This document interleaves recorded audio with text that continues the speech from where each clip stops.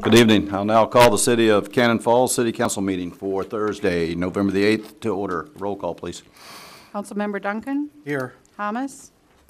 Here. Holst? Here. Johnson? Here. Mattson? Here. McCusker? Yes. And Mayor Robinson. Here. All please stand for the Pledge of Allegiance. I pledge allegiance to the flag of the United States of America and to the republic for which it stands, one nation, under God, indivisible, with liberty and justice for all. Good evening. Welcome everybody to the City Council meeting. At this time, the chair will take a motion to approve the amended agenda as submitted. So moved. I'll second. I have a motion by Merle, second by Bill. All those in favor? Aye. Opposed? Carries. Moves us to item 5 on the agenda this evening, which is the public input. Citizens may speak to issues not on the agenda. Before speaking, please give your name and address for the minutes, and please limit your comments to 3 minutes. For those of you that are here for the East Side Project 1, we'll be getting to that here with the public hearing shortly. So, if there's no one else that wants to speak under the public input for anything else, we'll move on to public hearings, which is item number 6, Resolution 1987, certifying unpaid utility charges to be collected with taxes. Linnell? Thank you, Mayor. You have before you tonight the resolution to certify the unpaid utility charges to the property taxes. This will be on the collection for 2013. So we have the list before you for those. Looks like it's a little lower than the last time. Mm-hmm. Were the major ones cleared up? The really heavy ones were cleared up already? Yeah, we have a payment agreement with that one in particular. Okay, that's good. Do you ever talk with anybody who owes a great deal, comes in and says something that they can't do it this time, so they'll pay? Do you ever have conversations like that? Because of, little crisis in the family, they don't have the cash to pay for it right away or something? I haven't talked to them. Perhaps Afton down at Public Works has, or Sarah up in our office. They may have contact with them. Okay. So none of these fall into that category, though? Did you see them there? Okay. Thank you. Okay, this time we'll open the public hearing if anybody wishes to discuss the delinquent water bills. Seeing as there's no one wishing to approach the council on that, and at this time we'll close the public hearing, and the chair will take a motion to adopt resolution number 1987, certifying the unpaid utility charges to be collected with taxes. So moved. I'll second. Motion by Merle, second by Bill. All those in favor? Aye. Opposed?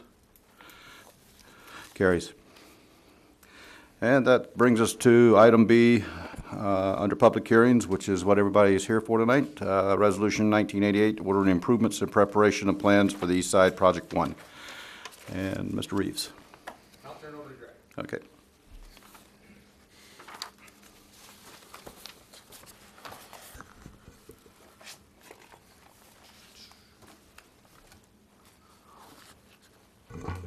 Good evening, Mayor, members of the council.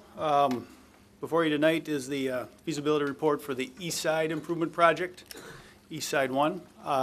Back in 2009, the city put together a capital improvement plan, and up on the screen is figure 1, which was the results of that improvement plan, identified 6 major reconstruct projects.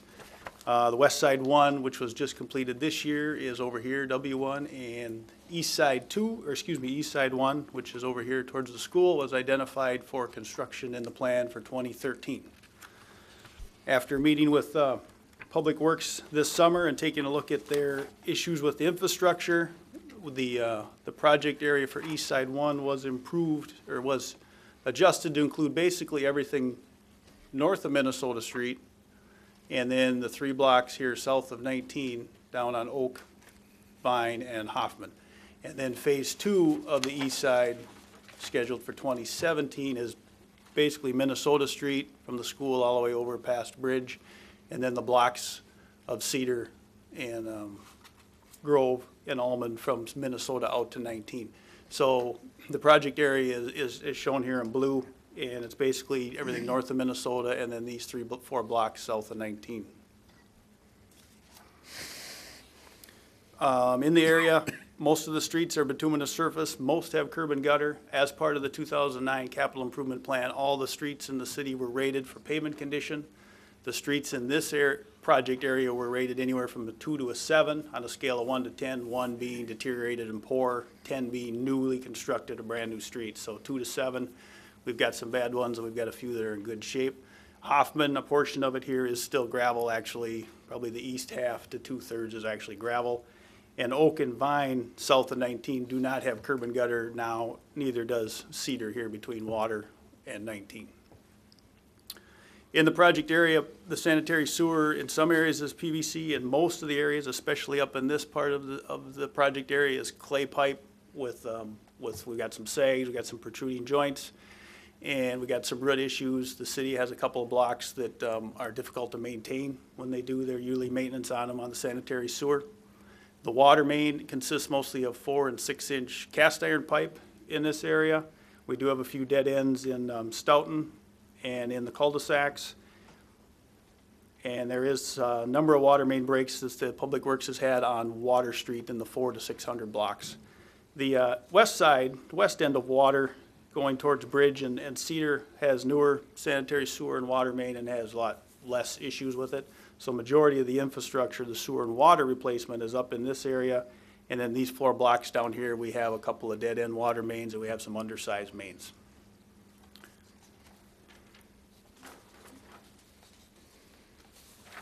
Figure 5 shows the improvement area and all the bed and fitting parcels that received notice of the hearing tonight. There again, we've got Water Street and the side streets, and then going up here, Almond to the cul-de-sacs, and Oak, Vine, and Hoffman down here south of 19. The improvements for the street would consist of new curb and gutter and pavement. A lot of the streets right now are generally 32 foot wide, which is the city standard. All the streets will go back at 32 feet with curb and gutter, with the exception of the 4 blocks down here. It's narrow, and like I said, most don't have curb and gutter. We'd probably recommend looking at 26 foot for a street width because it's kind of an isolated neighborhood with not much through traffic. And based on the topography and the lay of the land, pushing a 32-foot street through there would probably really impact some of them yards significantly, and probably not a huge need for on-street parking with the reduced traffic in that area. So we would probably recommend a narrower street section down there. The report does not include any sidewalk extensions or expansions. The only sidewalk work would be any carriage walks from, let's say, the front door of a house out to the street. If those are impacted with the new street work, those would be replaced. But there is no new sidewalk going in parallel with any of the streets.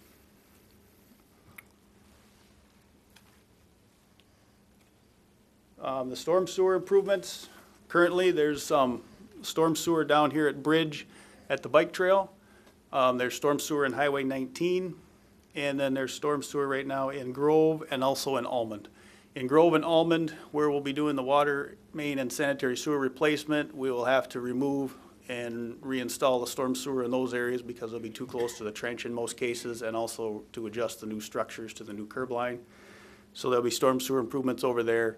The rest of this area flows overland one way or to the other and seems to have a pretty good drainage with not a lot of issues, so we don't anticipate a huge expansion of storm sewer in these middle blocks. Down here on the south area, we probably replace the catch basins at each intersection with 19, and then over here again at Grove and Hoffman with the new curb and gutter. And given the hill and the runoff down there, we might look at running a storm line maybe halfway up one of those blocks, but pretty minor on those improvements. And then over here on the west side, currently the storm sewer in 19 daylights in Cedar Street, just north of 19, in a 2-foot pipe that dumps out onto the street, and then that water runs north and west towards these catch basins down at the bike trail, and probably contributed to a lot of the pavement getting messed up on Bridge during the big rain event this summer, because there's quite a bit of water coming down that street. So the project will look at running a new storm sewer pipe from here up Bridge to Minnesota, or up Water and Cedar to Minnesota. And then phase 2 of the east side would bring that pipe over to Cedar and pick up that existing pipe that daylights on the street. So we're going to keep that water in the street in the future, so it's not running overland right now. Cedar does not have any curb and gutter, so that water, imagine, just kind of goes everywhere as it's heading north and ultimately west down to the bike trail. So those would be the storm sewer improvements. The area is already served, like I pointed out, so there will be no new stormwater pond anywhere. It would just be some minor extensions of storm sewer.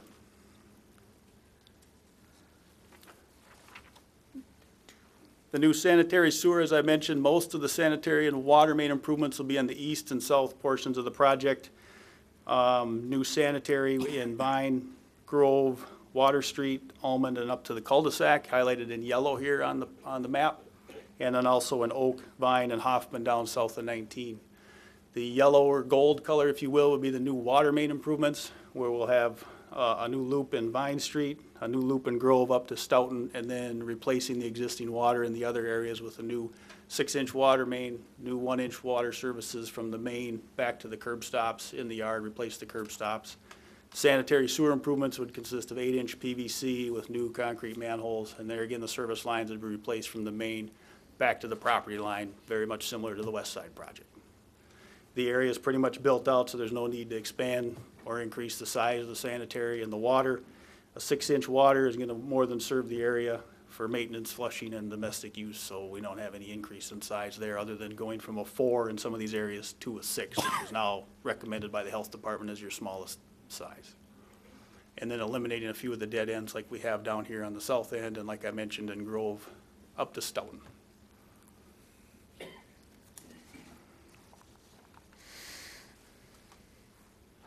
So moving ahead, getting to the exciting part, the estimated cost of the improvements is $2,975,000.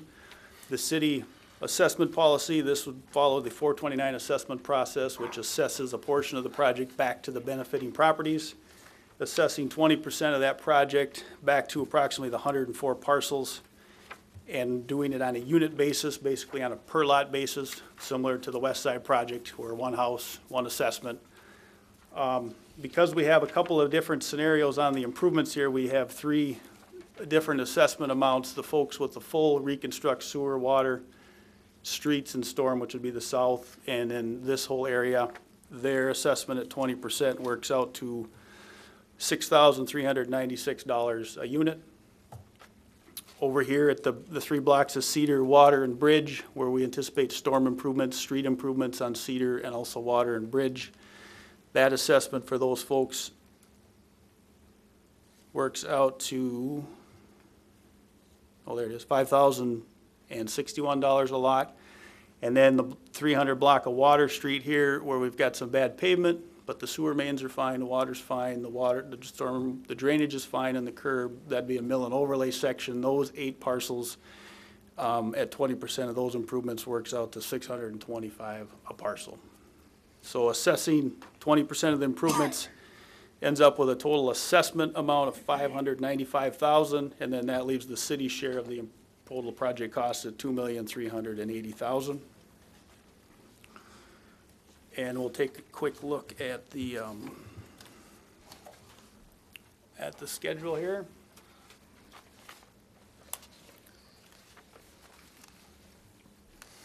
So on the 2nd, the city accepted the improvement hearing, ordered the improvement hearing for tonight, or excuse me, accepted the report. We have the improvement hearing right now. Should the council decide to order the improvements, basically prepare the plans and specifications tonight, we would work on that November through early part of January, bring the plans back to the council for approval to advertise for construction in February. We get the bids back hopefully early March and be ready for construction like on the west side this year, maybe late March, early May, depending on the weather. And then again, having the assessment hearing prior to the construction, probably in the April, May area. So this is the next step in the process, would be improving the plans, but the project does come back to the council a number of times here before we actually put a shovel in the ground. That pretty much wraps up what I have. Is the council have questions? Just on basically the Hoffman Street area there where they're going to be narrower streets, will that be parking then on just one side of the street? Due to In the 2006 project up on some of Main, some of Mill and Hoffman, we do have some narrower sections, which I don't think are assigned for no parking, and it was kind of maybe evaluate on a case-by-case basis and see if it's needed.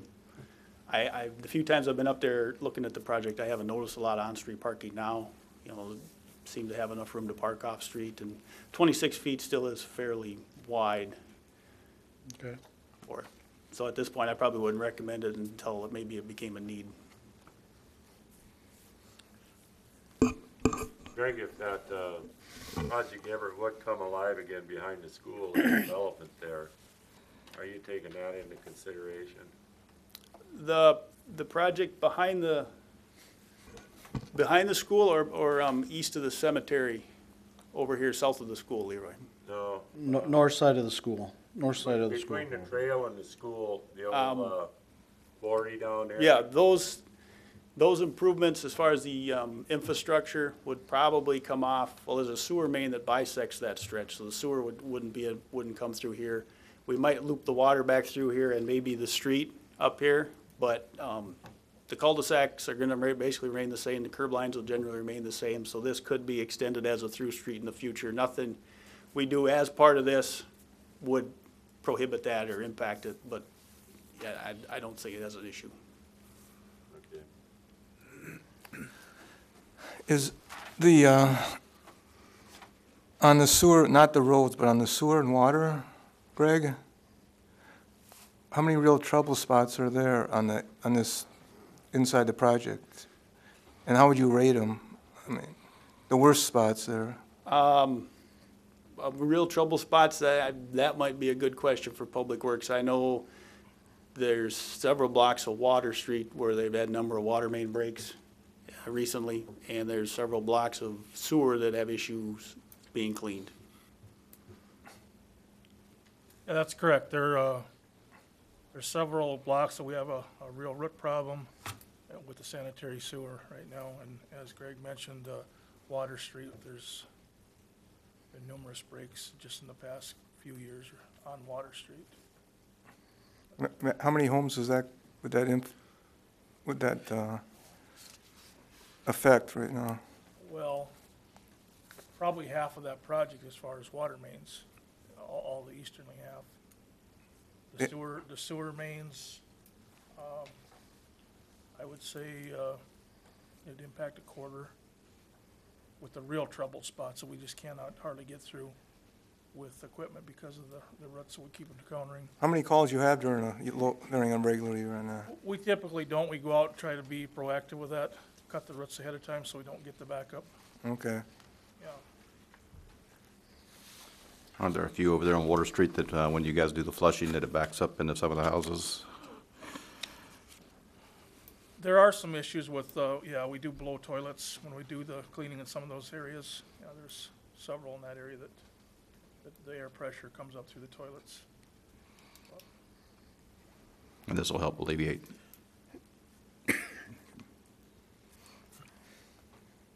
Anybody else got anything?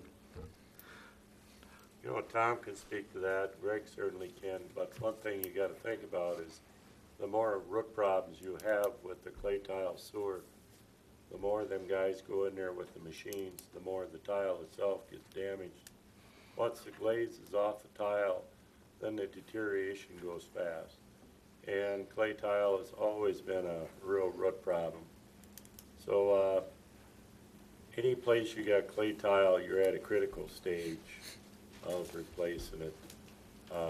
So that's probably one of the biggest concerns I have on this project. Any other questions? This time we'll open up the hearing to let the residents come up and speak. And when you come in, could you please sign in on our list up there for us so we know who all was here?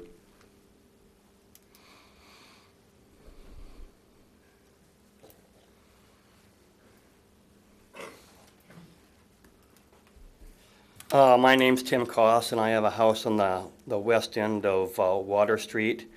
And it seems like most all the problems in the water and the sewer are on the east end. Why are we just doing, or why aren't we doing the whole part of the street, or why aren't we doing just the east end by itself?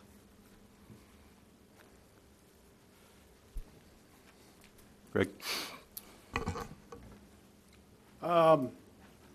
The storm sewer and the work down at the west end of Water and the pavement condition dictated that those areas be addressed as part of these improvements. Like you mentioned, the sanitary and the water aren't the concern down on the west end, but it's more of the storm sewer. And then on Cedar Street, there is no curb and gutter, and the street is in pretty poor condition there. Okay.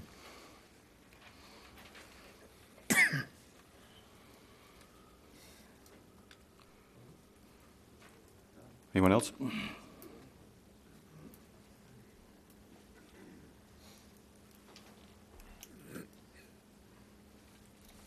Tom Shramsky, 305 North Oak Street.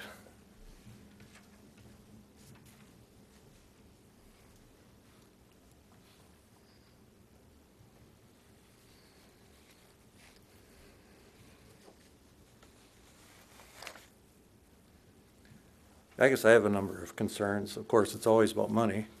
We always want to see the improvements on the streets and the services and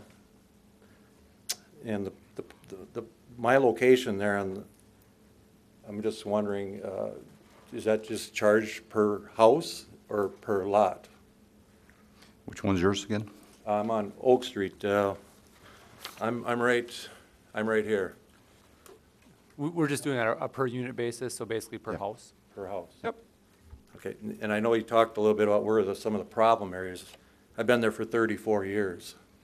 My back two lots, I was assessed 20 years ago, and they had to dynamite to put in the water and the sewer. And myself and my other neighbor came home with cracked basement walls. And they dead-ended it going to the house south of me, just up the hill. And it looks like they're gonna loop the sewer and the water all the way around Hoffman Street down Oak Street. Is that what they're gonna do? The water, yes. The sewer too, I would imagine? Well, the sewer, as long as we're serving all the lots that are created, Okay. we would probably, Now, somebody was up in the neighborhood, I don't know, a few weeks ago or whatever, and they located all the services underground. I'm just wondering, why didn't they go check the services in my empty lot and the Bergstrom lot next to me, which is an empty lot? And I know they've got services in that lot also. We've got gas, water, and sewer in those two lots. It was Wilbur Bergstrom, now it's her daughter that owns the place, her and her husband.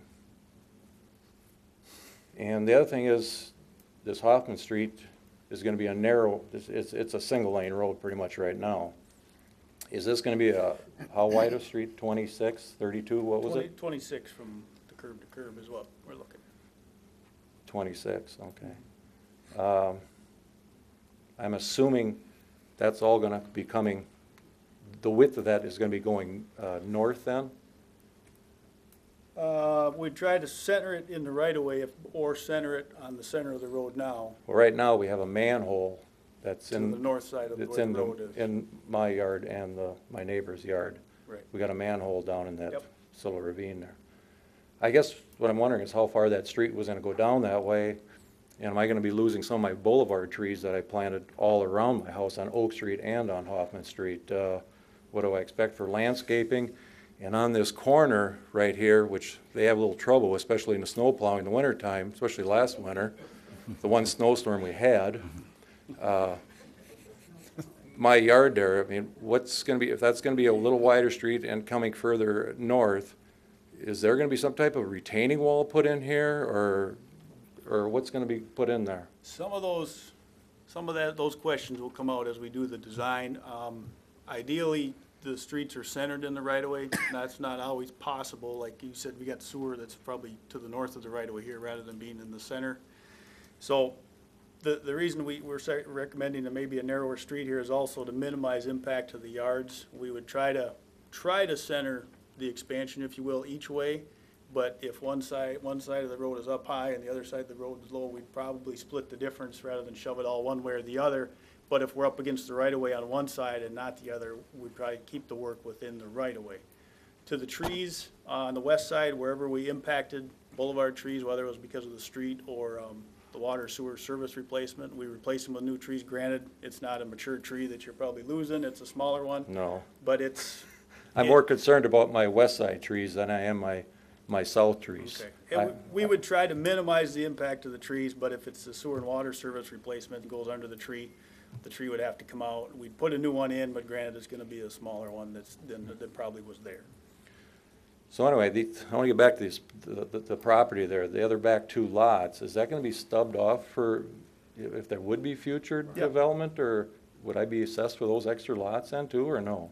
The parcel lines and Here and the here. addresses are based off the county parcel Okay. data, so we're assessing the parcels that are created I'm now. only taxed for 1 parcel, but it's considered, it's three lots, but that's my concern. I don't want to be hit for three lots.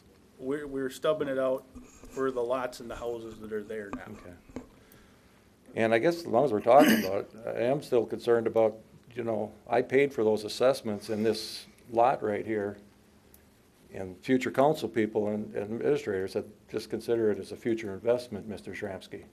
And I paid for that. And I said, as long as I'm living there, there's not gonna be a neighbor living by me, Okay. you know. Of course, I'm getting a little older now, getting close to retirement maybe, I have to, whatever, but, I paid for that, and it hasn't been used yet. All the other homeowners in that neighborhood where them services went to have been bought and sold many times. I'm still the original person that got stuck with them assessments and never passed them on. But I just want to make sure you're aware of that. Okay, well, the recommendation is on a unit basis, and to differ from that is up to the council. But we're doing it on each one and treating them all the same as a unit. And I didn't hear anything about sidewalks. There's no sidewalks in this project then either? Just, maybe replacing the ramps here out at 19, but no extension or Right. expansion of the sidewalks. Tom, are you saying that your current property parcel is actually 3 lots, or can be 3 lots? Yes. So at some point in the future, if you wanted to sell off part of the lots, then, Part of my addition to my house right now has actually gone into my second lot, so it's really, I consider it only 2 buildable lots, but I do have a vacant one on the back, which it has services in there, and I'm surprised that it wasn't marked. It's not, should be on record. Lynette's but probably the that's only why I was original one asking if here. it was whole 1 parcel, because you're only being charged for that. And if there's a future division of, say, the other buildable part of the lot, that's a whole different matter for the new owner. And that kind of goes with people just south of me too, that they have a number of lots right south of me. But- And they're being assessed for 1 as well. Okay. Just 1 assessment per, basically, we look at it as a lot. Right. You know, if you'd had split those at some point in the past, then you'd be looking at 3, but you didn't. So it's 1 lot, and Right. that's how we look at it for That the was assessment my main purposes. concern there then. Yep. Okay. Yep. And wondering how far that street was gonna go north or split it in the middle or what, you know? Yeah, and that probably won't be known if the council approves moving forward. As Greg works in the plans, we'll have that, a little more detail on that. And then, we'll have another meeting noticed and everything. I'd be concerned about the landscaping of it, how, I could get the runoff into my yard, down my house. I don't want that, of course, it's. But yeah, as we move forward, there would be another meeting where all of you could come and Greg will have the design, and it might Sure. start addressing some of the concerns you have. Okay. Yeah, and the other thing, Tom, is if you want to print all that out, get a copy of all your concerns to Aaron, Aaron can pass it on to Greg. If you're the techie email person, he could probably email you back. If not, he can set up a meeting. So I don't want to get home from work and get down here, everybody's gone already, so. Well, Yeah. we'll set it up Yep. and, But like I make say, I'm sure still you concerned about let this. everybody know about your concerns. That's what this is about. I'm concerned about those other services that I put in there years ago.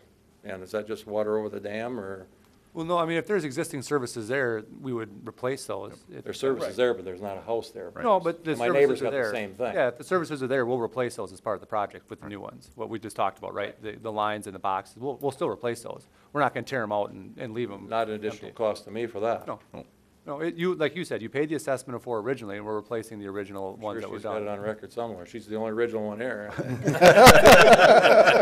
I was looking for mine, I couldn't come up with it. No, if there's, and we had this in the West Side project as well, where we had a couple that were technically 1 lot, but they were big enough for 2, and back when the project was done, a number of years ago, they had a couple service lines put in to service in the future in case they decide to split that lot up. And we just didn't tear those out and cap them. You have them there, we'll replace them again. And that'll be part of the same assessment process. Because like you said, you did pay for them originally Yep. before, so we're just updating what we had. All righty, okay, thank you. Aaron, would he have to do like a lot split if he actually, if the county's got this listed as one, and he decided to do this lot, I think he'd have to go Yeah. through a lot split. Yeah, it's just an administrative process. You can split the lot as long as it meets the zoning requirements, and that's all it takes. But right now, it's considered as one because it's listed with the county as one. Right, I talked to him today, and he says it's a matter of filling out an application and getting it split up, and Yep. Right. if that's what you want to do, but, Yeah. Right. all right, thank Thank you. you. Anybody else?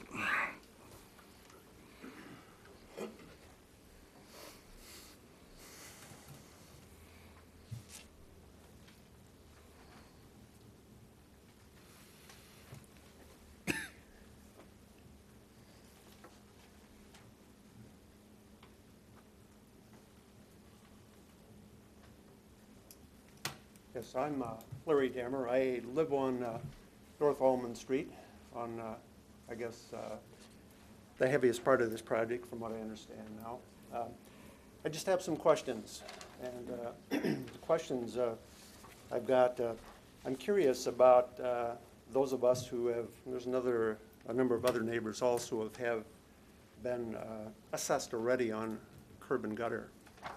And I lived in that house when it was a gravel road.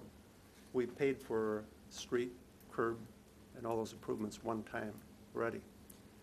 And I'm just curious about how that impacts the way the assessment is handled here. If it goes on here as it's planned, I'm also curious about why the worst street on the east side, that being Minnesota Street, is not included in this project at this time.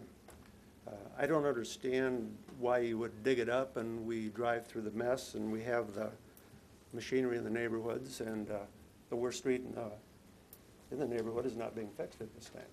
I know it's on the schedule for 4 years down the road, but it does make a lot of sense to me. A lot of that had to do with the sewer and the water more than the street at this time, because we were looking at the sewer and the water projects. And while we have the sewers, the road dug up to replace the sewers, then we'd do the streets. And the sewers systems on the East Side 1 project were graded at worse off than they were on the other side, at the Minnesota Street side. And that's why the West Side 1 project was the worst in the city. That was done first. Then the East Side 1 project is planned, then it'll go back to the other side. That's why it was planned that way, when they did all the assessments of all the sewer and water pipes throughout the city. Are you saying that the water and the sewer on Minnesota Street is in better shape than Almond Street and some of these others? You can, I'll try to answer a little bit. The capital improvement plan from 2009 identified the 6 major projects with an estimated cost. And then that capital improvement plan was given to the city's financial consultant, Ellers, and they worked those project costs into the budget moving forward, and also the utility rate increases and all that stuff. So the project, although we changed the area, we kept the same estimated cost, so it would match up with the financial plan that the city has moving forward. Sure, I'd love to make the project bigger, include Minnesota Street now, but the way the projects are laid out in the financial management plan, this piece needed to be done, and then the Minnesota section and the blocks out to 19 would be phase 2 in 2017.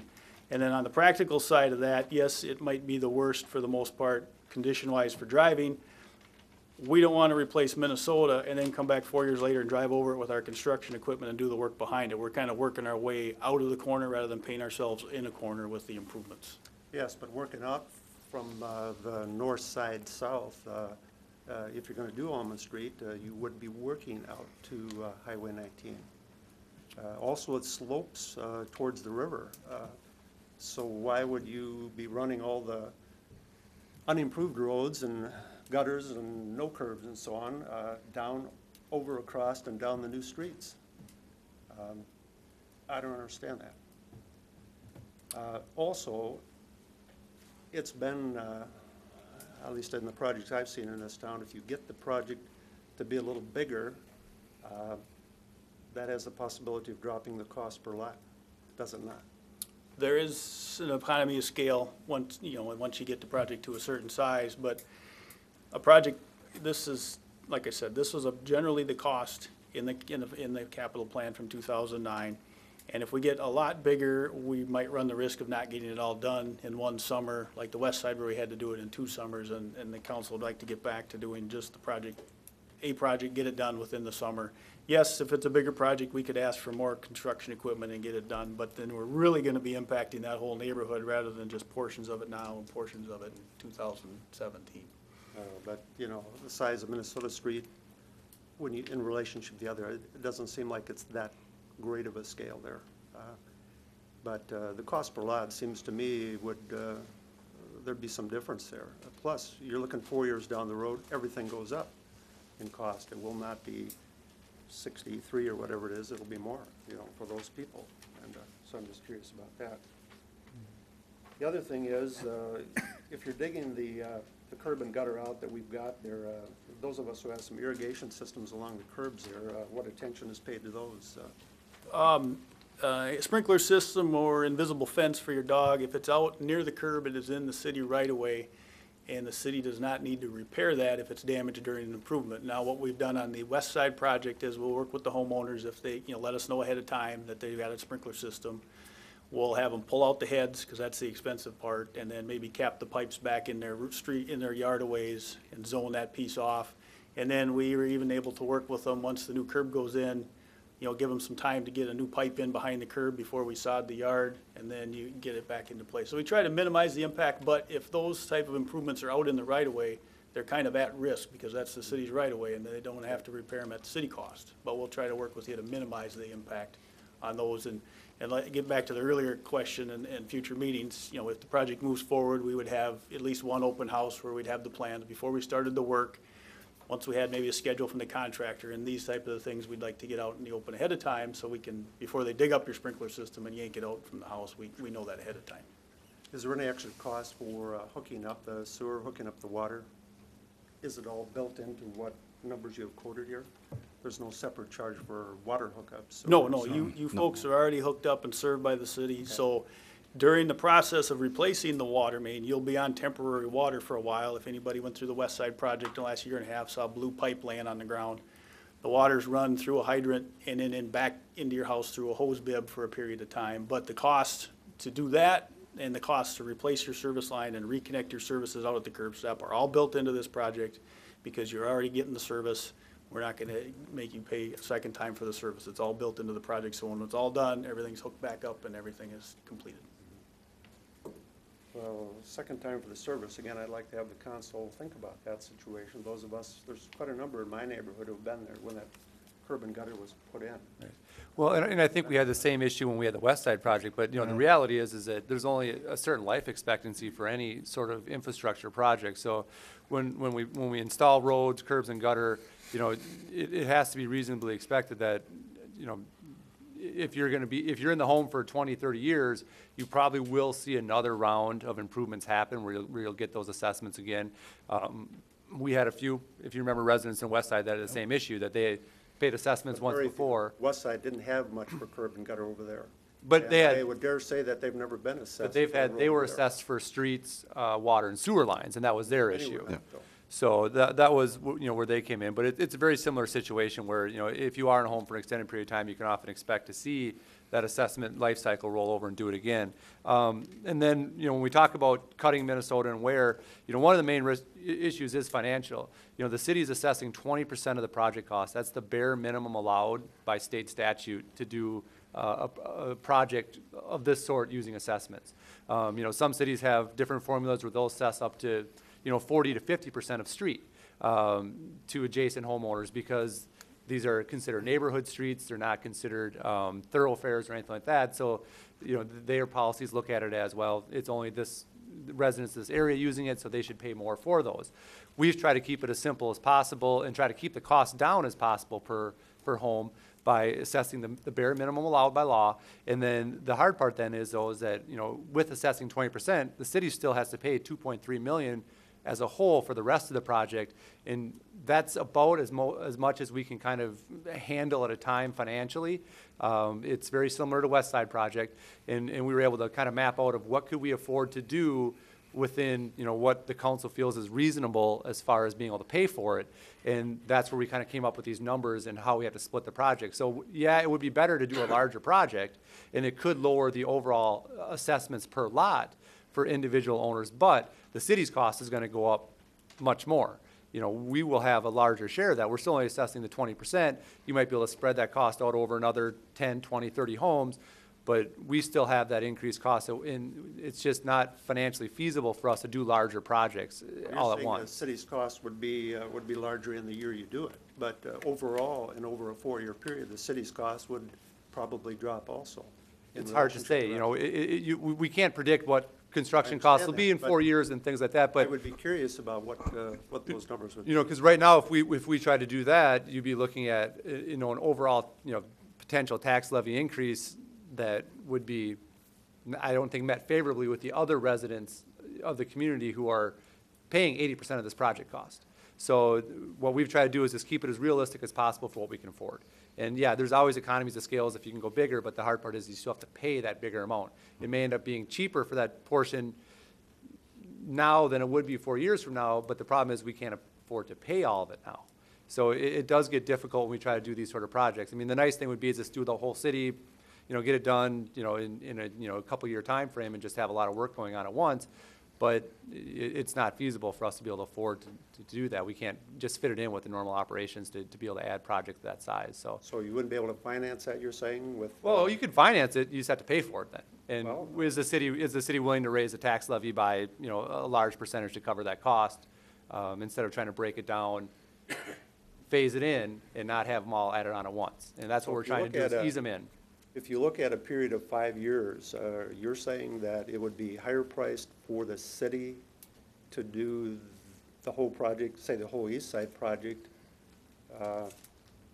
over a 5-year period, just do it in 1 year, than it would be to piecemeal it into 2? It will cost more Overall? to do it now, just for the fact that we have to, so let's Well, say, certainly now, but it let's say if wouldn't we be do the whole thing costing now, us it'll in the cost us, future. instead of 3 million, it'll cost us, say, 5 million. We have to pay for that now, though, is the hard part.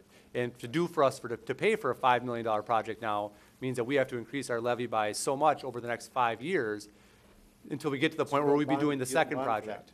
You don't borrow the money, in effect, to do that. The city doesn't borrow the money, in effect, to do that. Is that right? Well, no, we do borrow the money to do the projects. We have no other way to pay for A them. bond is a borrowing. Yeah. You know, there's a couple things there that I'd like to highlight on here. One is with Minnesota Street, I would not want to put that in this project at the same time, because we discussed this.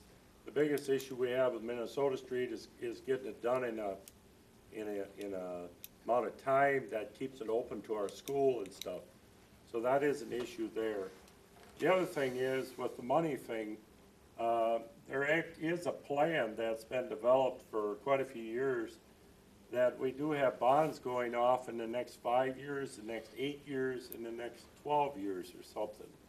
And we took all that into consideration thanks to our staff, to consider when these bonds are going off, when we're gonna do the next project, and try to keep our levy level instead of doing some big thing like this and just throwing it all out there and have to really raise the levy before these other stuff goes off.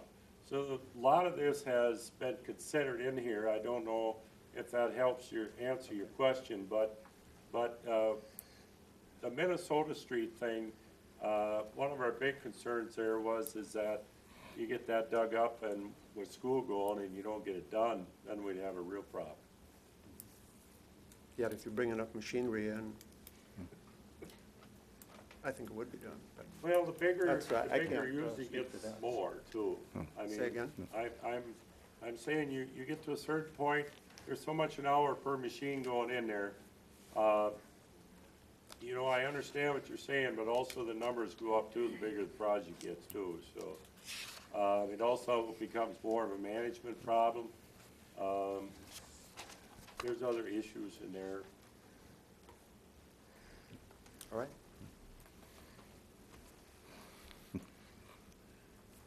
Next person?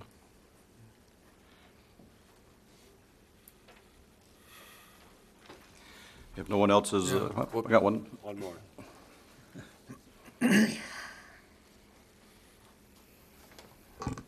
Jane Duffy, 519 East Hoffman Street. I guess I heard you talking about, and I hadn't even considered this, I know there's bedrock on East Hoffman Street, and I know in the article in the paper it had said that if that those assessments could be higher due to the rock, and I heard somebody talk about one time they had to blast.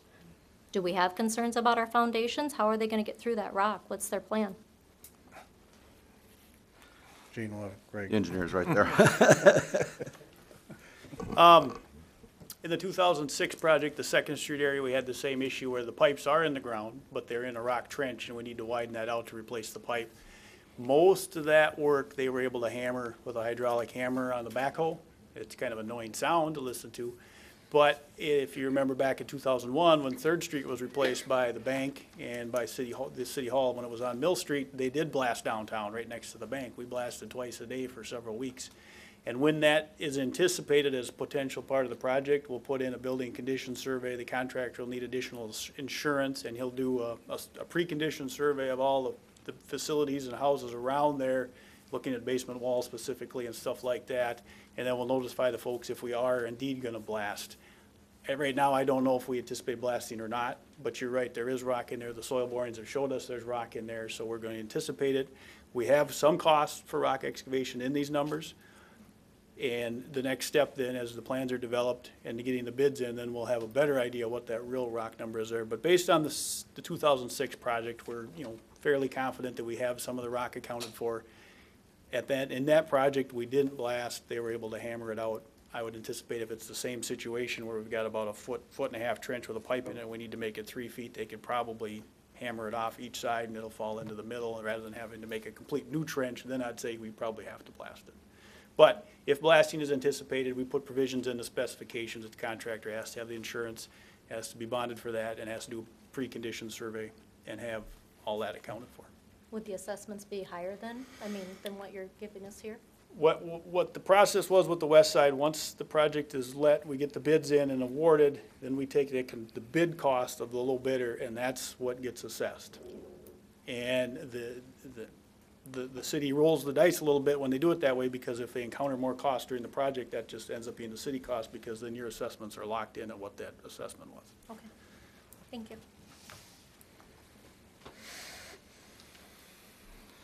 Is there anyone else?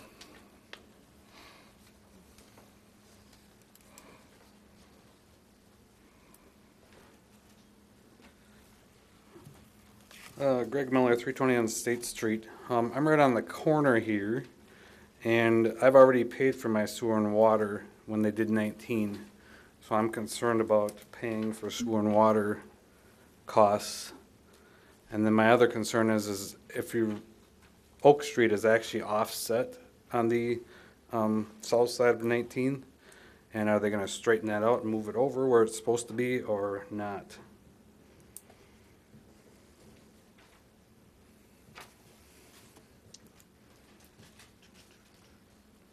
Three 21? Yep. Oh, yeah, right there. Yep. I'll handle the alignment question. That'd be part of the plans. Ideally, we'd have Oak Street line up, so in the future, it's a straight shot to the north. You typically like to have the street centered in the right-of-way. That's not always possible. So there again, that would be a discussion we'd have probably at a design meeting before we start the work. Because right now, without the survey in front of me and without having laid the new street section over the top of to see how it lines up to the north, see how it impacts the houses on each side, I can't say. I wouldn't anticipate a significant shift east or west, a few feet potentially.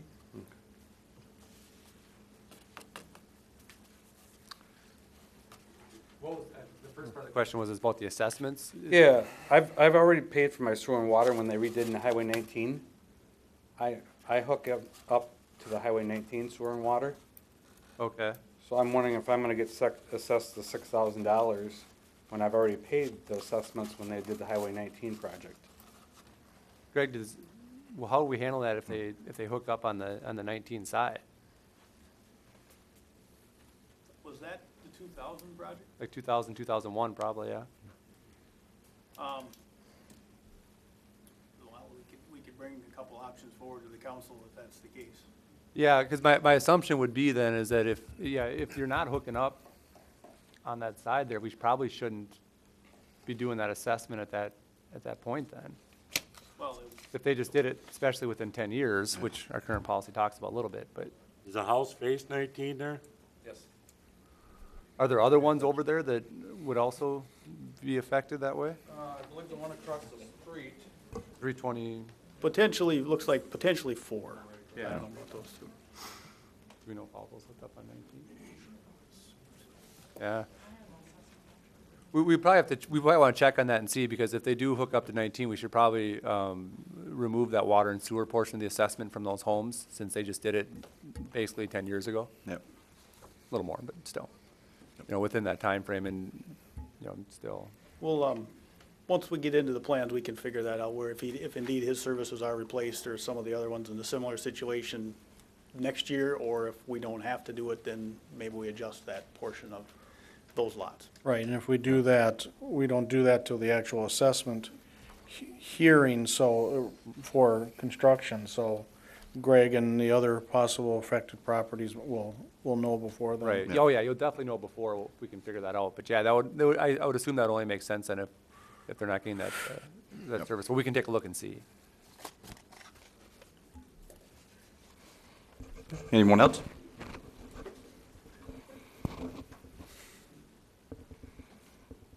Anyone else wanting to address the council during the public hearing?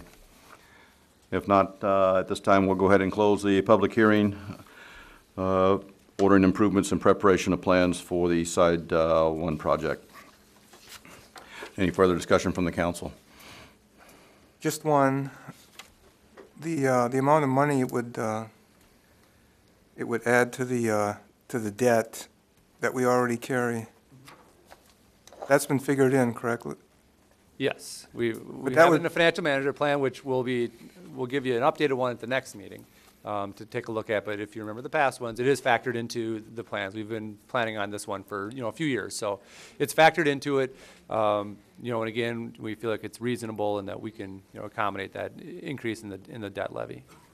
What about future projects, the timescale of future projects after this East Side? project? We're hitting the most important ones clearly first. So the next ones we can always consider, do you want to, instead of staying within a 2-year cycle, do you want to push them off a year or not? And that can be based on, economic conditions at that time, whatever it might be. So, nothing's ever set in stone with these, but, you can always take a look at that time and evaluate if we want to move them forward according to the schedule or rearrange that schedule. We can always do that. I think that would be a good move if they did, because on your projections, we're not going to be losing a great deal of debt for, 4 or 5 years? And carrying this debt, and this adds to our debt now is what, 18,800,000? So this would add another 2.3 million? That's a lot of debt to carry, and unless we lose some debt, I would recommend that we lengthen the timescale of any future projects until we're more able to carry that without raising tax levies in that interim period, 4 to 5 years. Well, as Larry mentioned during his comments, though, as you extend those periods, if you were to go that route, the cost of the projects go up. So are you really saving anything? Yes, you are, in a way. It'd be easier because of two things. The first would be, yes, it might be a little bit more expensive, but you don't know that. You're speculating on that. But here's the thing. If you don't have too much money and the costs are low, but you still strain for it, is that better than having some more money later and the costs are a little bit up, but you don't strain to pay for that? It depends on how much money you're accumulating during that interim period. But and there's also the idea that how much debt are you willing to carry for a city this size? How much money are you willing to put on to carry over for how many years? I don't know. I'm not sure. Is there a number? Or is there just a fanciful line in the sand you won't cross eventually? I don't know. Well, our rating is what, AA minus right now? Correct. Yep. And will that really make a difference or not? We provided them with our capital improvement plan and our financial management plan, so giving us that rating, they do look at future plans as well. So they know that, of course, these are just projections, but even with those projections, they still felt that, long-term, if we even followed those, we should still be able to maintain a strong Well, bond. I'm not so much concerned with the rating. I'm sure we have a good rating, but it just means you're gonna have to tax more. That's You what do. it means. Yep, and that's what I said. I mean, you can only afford so much at certain times. So, yeah, clearly, when we move into these next projects in a couple of years, you have to look, see where the city's at. I mean, if we financially can't afford to do them, we can't afford to do them. It's just, that's correct. There's no reason because they're on the schedule, it means they have to happen at a certain time. We have to review them and evaluate them when that time comes and determine if we want to move them forward or wait. Well, the problem is you got two, is this projected at, what, 2.9 million or something? You get the bids out there and you get it all in, you might find out it's 3.6 or something, so. In that case, and then you may push it off and decide we just can't afford that right now. We don't know that unless we get to a point to do the design. It could be that situation that construction-wise, people are very busy right now because of a lot of the money put into the road stuff, so we don't know where that's at unless we go out there and find out. So it could very well be that it comes in high or something. We don't know that, but the problem is unless we move ahead, we'll never find out, I guess. Any further discussion? If not, the chair will take a motion to approve the resolution ordering the improvement and preparation of plans for the East Side 1 project. So moved. I'll second. I have a motion by Merle, a second by Bill. All those in favor? Aye. Aye. Opposed? Carries. Thank you.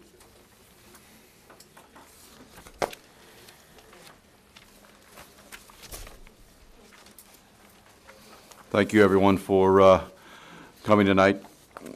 And you will be notified whenever we get ready to move on to the next phase. And we need to talk to you again. Thank you.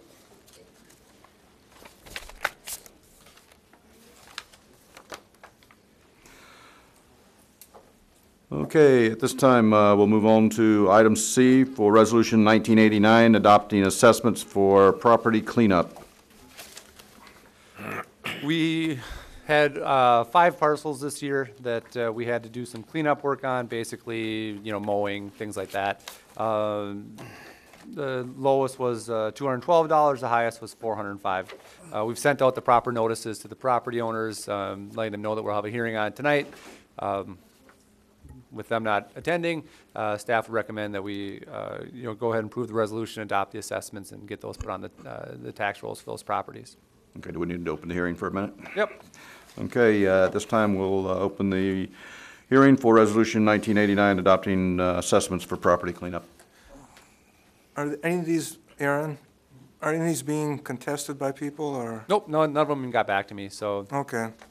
Are some of these foreclosed things, or what are they, Aaron? Yep, some are foreclosed. Okay. And then oftentimes the banks would just rather go through this process and pay it on the taxes when they pay those. So it's just how it works out. Okay. Seeing as there's none of those folks here tonight, we will close the public hearing. And at this time, the chair will take a motion to approve Resolution 1989. So moved. And I'll second. Motion by Merle, second by Bill. All those in favor? Aye. Opposed? Carries. That moves us to item 7 on the agenda this evening, the consent agenda. Items on this area of the agenda may be adopted or they may be removed and placed on the business area of the agenda for discussion purposes before approving. At this time, I'll read the consent agenda for those at home. Item A is the just and correct claims for accounting period ending November the 2nd, 2012. Item B, the meeting minutes for the October 16th, 2012 City Council meeting. Item C, library bookshelves. Item D, purchase of playground structure. Item E, application for payment number 3 for the library construction project. Item F, introduction and first reading of ordinance 323, authorizing sale of city-owned real property. Item G, resignation of police officer Steve Sutton Brown.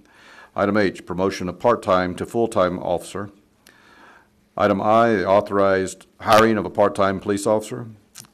Item J, the CEDA zoning code update agreement. Item K, the new library project change request. Item L, resolution 1990, canvassing the returns and declare election results from the city general election. Are there any items anyone wishes to bring down this evening? K. Okay, item K, which is the new library project change request, will become item 8B.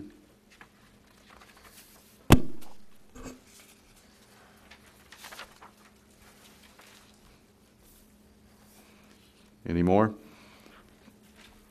If not, Chair will take a motion to approve the consent agenda as submitted. Second? Motion by Merle, second by Bill. All those in favor? Aye. Opposed? Consent agenda is carried. Brings us to item 8A, which is the Stroughton Street home sewer issues. Okay, I've actually got a kind of an update on the details in the memo, and then also I can provide the information from today's Public Works Commission. In the memo, I talked about the cost of a new septic versus hooking up to the city's existing sewer.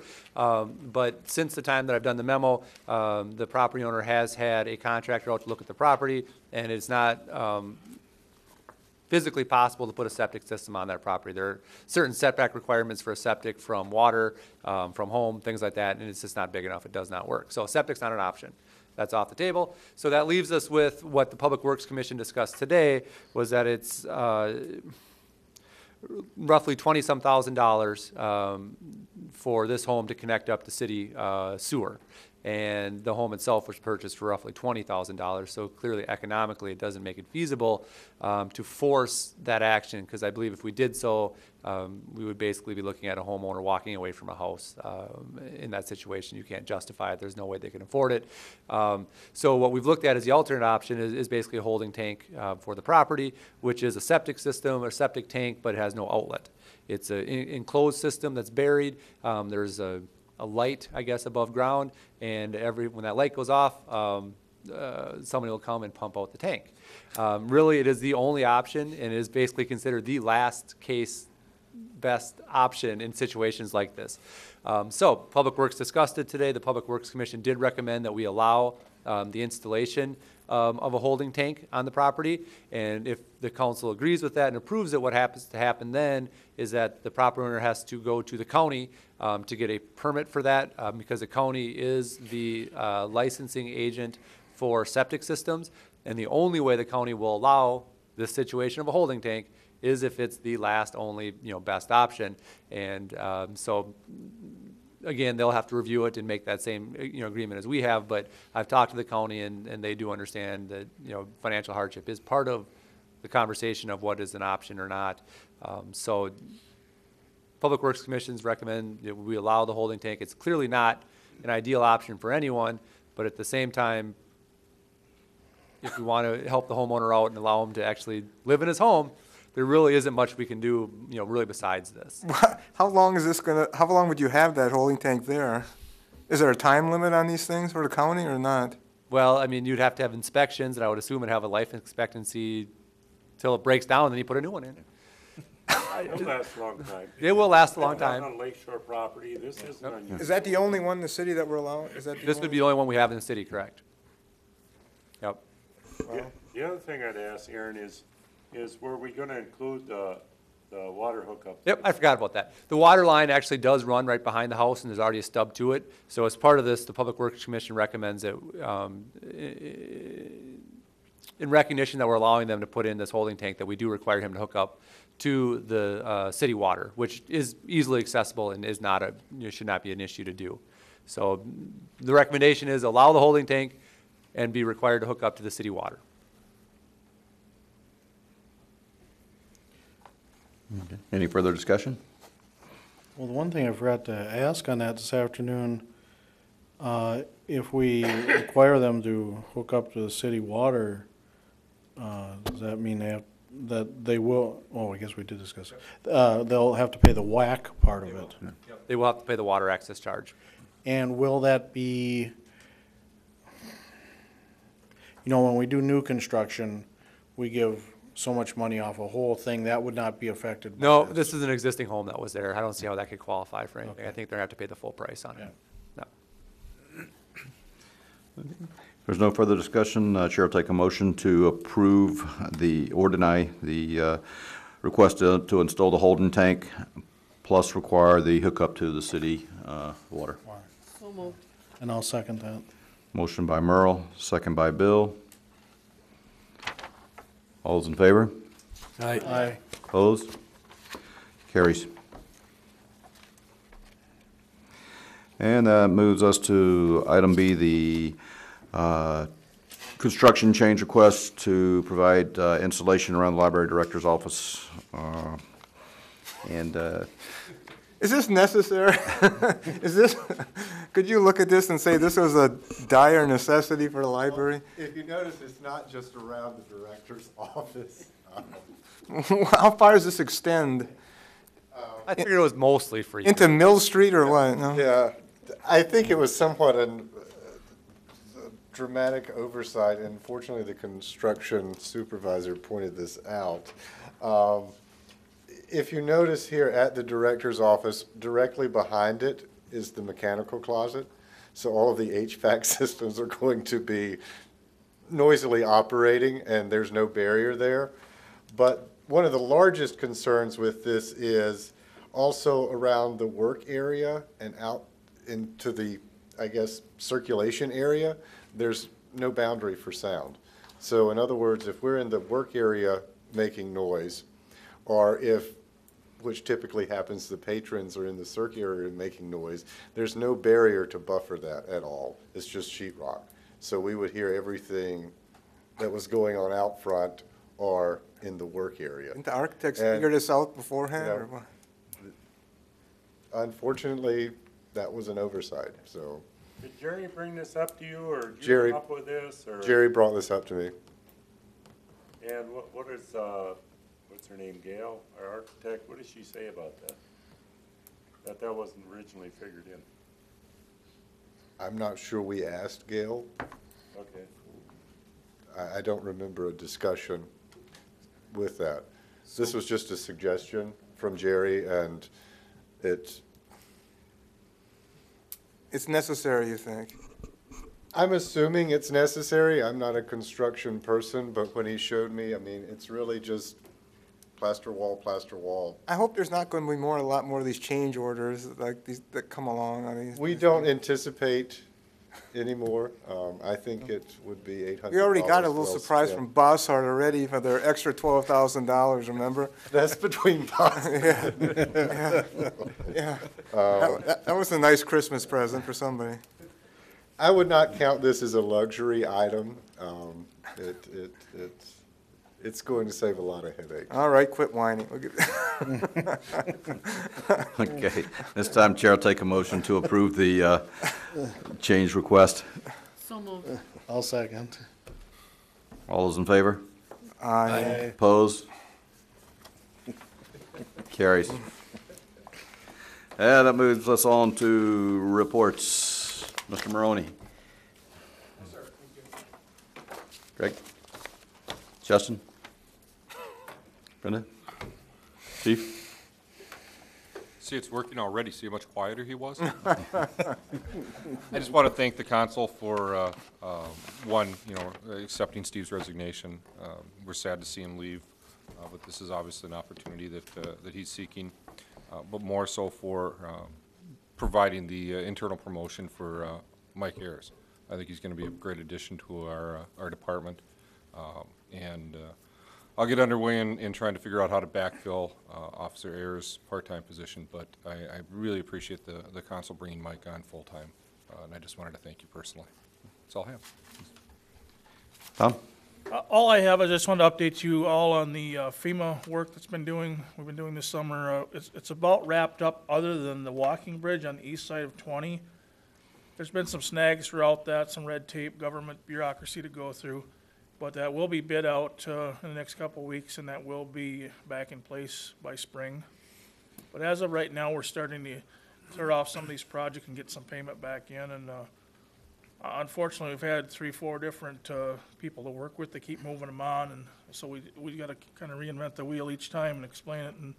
But I think all in all, Jeff has did a very good job, and by spring, we hopefully can see some of the grass back, and things will be back to normal by next spring. I appreciate all the hard work and everything that you guys have been doing. Are they going to raise that bridge, or they won't let us do that? No, we could have, but that brought a whole new hydrology study, and then all the players came to Yeah, and we had to pay for it. So we would have to pay for the We'll whole leave it right where it hydrology is. study. Are they gonna do anything with the river, the sandbars in front of the, Mini Escapade? No, DNR stance is that's Mother Nature being Mother Nature, so no. We could do it on your dollar, but not on theirs. That increases the flooding potential though for, Possibly. Yeah, I say you just don't know the course the river takes when it hits where it decides to go. is that why you dug an extra channel in there, that they put an extra little loop in there? No, well, the one little loop was just to service the pond, Oh, trout okay. pond. Oh, okay. Yeah. Thanks, Tom. Aaron? A couple things, one, elections on Tuesday. Congratulations to our council members and the mayor that either were reelected or newly elected. It was actually a pretty smooth day. We had some lines here and there, but everything went really well. I'd like to thank all of our election judges. It's can be kind of a stressful and long day for them, and we really appreciate it. We couldn't do it without them, so we want to thank them. We also want to thank city staff, who also work as election judges those days to get us through. And besides Linnell, Michelle, Heidi with the library, and Bonnie with the PD, and then also Sarah, who didn't actually work as an election judge, but I think she probably worked harder than most of us all day, putting food out, putting food away, cleaning dishes, cleaning up after election judges. I think it was like she was hosting a really big party, but she really didn't enjoy any of it. So I saw her coming in and out of the kitchen here pretty much nonstop all day. So I wanted to thank her too, but just everybody that was involved in the elections. It went really well, and that's what we want. The end of the night, things closed out well. We didn't have any major issues or problems, so it was a good day for that. So thank everybody for that. The new ladder truck is in. It's very impressive. Yeah. If you haven't had a chance to take a look at it yet, Saturday morning they're going to be doing some training on it at the high school. So the manufacturer is going to be out running them through some things. So if you're interested, go out and take a look at it. But it's pretty amazing, and we came in under what we approved for cost, and it's pretty nice looking. They did a really good job with it. Last thing is we don't need our special meeting now next Tuesday since we got the election results in time, so you guys can cancel that off your list. No need to do that. Otherwise, that's all I have. Thanks. Linnell? I would just like to echo Aaron's thanks to all the election judges. I work very closely with them, as well as Aaron, and they're a really good group of people, and we couldn't have done it without them. So, and also to the citizens of Cannon Falls for their patience that day. I looked outside a few times, and the number of cars out there all day long was just amazing. So we had a great turnout. For the walk-ins that we had on the day of the election, Ward 1 had 1,003, and Ward 2 had 1,000. So it was a great turnout. Merle? I'd like to thank Steve for his service, and I'm sorry to see him go, but I wish him well. That's it. I'd also like to congratulate Morris and Merle for being reelected, and Jay, you got a little sampling tonight of all the fun stuff. Also, Public Works did meet this afternoon. Well, first, of course, also congratulations to Robbie. Public Works, we met this afternoon, and a number of the things were discussed here at our next meeting on the 20th. As we know, many rumors have flown around town regarding particular individuals' home and getting water and sewer to it. We've hopefully resolved that, and we'll bring it forward to the council on the 20th, and I think to everyone's reasonable satisfaction. Leroy? I just want to kind of highlight on the same thing everybody else said. I was just impressed the day I came down and voted, the job the staff did, the amount of people you ran through in that 10, 12 hours, whatever it was. Really did a great job. And the officer that's leaving, really want to wish him well and thank him for his time in Cannon Falls. And then also a special thank you to Robbie and Merlis and Morris and Jay for making a commitment to this again. can be very challenging. Also, it just felt so great today that the election was over. No more ads on TV and all the bad stuff, but all the good stuff in the city was great. Thank you. Phil? I'd like to say, Officer Sutton Brown, I'm glad that he's doing something he wants to do, and I'm glad Mike is going to be coming up as a full-time officer. And I also like to congratulate the staff for doing a great job during the election. Yeah, I would like to, the voting when I was here too was excellent, so the staff did a great job on that. I was able to see the ladder truck tonight. That is, you gotta go see it. I mean, it was a great job. And it's a good piece of equipment to have in Cannon Falls. And Officer Sutton Brown, I wish him well, so. Does it have all four wheels on it? And I'd like to, again, wish Officer Sutton Brown good luck as he goes on in his future endeavors, and welcome Officer Ayers full-time. And again, thanks to the staff, Public Works, the Police Department, everybody for the job that you do on a day-in, day-out basis for the city of Cannon Falls. You guys do a fabulous job keeping the city moving, and without you guys, we wouldn't be where we are today. So thanks to all your people, and make sure you let them know that also. And again, I'd just like to also say Happy Veterans Day on Sunday to all veterans. Without the veterans of this country, the freedoms and the things that we take for granted, we wouldn't have. So Happy Veterans Day on Sunday to all veterans. And at this time, the chair will take a motion to adjourn. So moved. Second.